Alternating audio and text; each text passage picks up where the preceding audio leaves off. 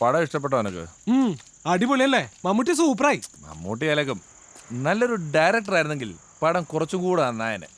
ഞാനായിരുന്നെങ്കിൽ മമ്മൂക്ക ആ തോക്കും പിടിച്ച് ബുള്ളറ്റ് വരുന്ന സീൻ അങ്ങനെ എടുക്കുകയല്ല, ക്യാമറ ഇങ്ങനെ പോയനെ. സാറ് ചെയ്താ മതിയായിരുന്നു. അതാണ് ഇടാ, ഞാൻ ചെയ്യും. ഞാനൊരു ബിഗ് ബഡ്ജറ്റ് സിനിമയാണ് പ്ലാൻ ചെയ്യുന്നത്. ഒരു ഹിസ്റ്റോറിക്കൽ സബ്ജക്ട്.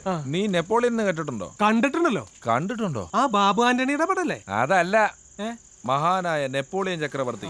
സിനിമ തുടങ്ങുമ്പം പൊടി പറത്തിക്കൊണ്ട് ദൂരേന്ന് പാഞ്ഞു വരുന്ന 5 കറുത്ത കുതിരകൾ. അടുത്ത് വരുമ്പോൾ പിന്നിലൊരു വെള്ള കുതിര. അത് നെപ്പോളിയനാണ്.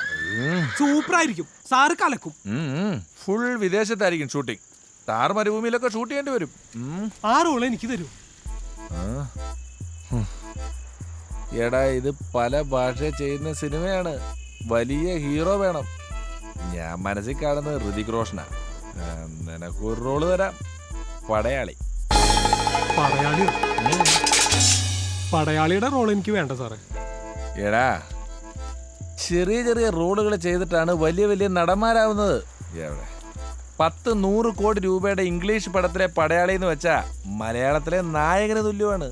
എന്നിട്ട് വേണം ബോളിവുഡിലൊന്ന് കാലുറപ്പിക്കാൻ. സാറപ്പം മലയാള പടം ഒന്നും പിടിക്കില്ലേ? ഓ, ഇവിടെ വിമർശകരല്ലേ കൂടുതല്. നീ ഇതുവരെ സിനിമ എന്താണെന്ന് പഠിച്ചിട്ടില്ല. ജാടയുടെ ഒരു ലോകമാണ് സിനിമ. മാക്സിമം ജാട കാണിച്ച അവരാണ് സൂപ്പർ. എനിക്കൊരു നിറഞ്ഞു പോകാൻ പറ്റുമോ സാറേ? നിന്റെ കാര്യം ഞാനൊരു പ്രൊഡക്ഷൻ കൺട്രോളറോട് സംസാരിച്ചിട്ടുണ്ട്. പക്ഷെ അതിന് ഇപ്പൊ തന്നെ ഈ 5000 പോരാ, കുറച്ചുകൂടെ കാശിറക്കണം. കാശുണ്ടോ? നിനക്കൊരു നടനാക്കാൻ പറ്റും. വിജയം വരെ പിടിച്ചു നിൽക്കണം. പ്രശ്നങ്ങൾ പലതും ഉണ്ടാവും. തിരിഞ്ഞോടരുത്. ധൈര്യമായിട്ട് ഫേസ് ചെയ്യണം.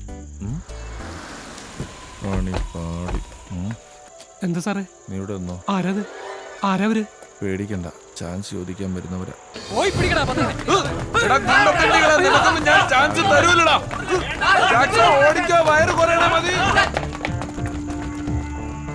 നീ ഏതാ? അവന്റെ അടുത്താ? അല്ല. വിട്ടോ വിട്ടോ.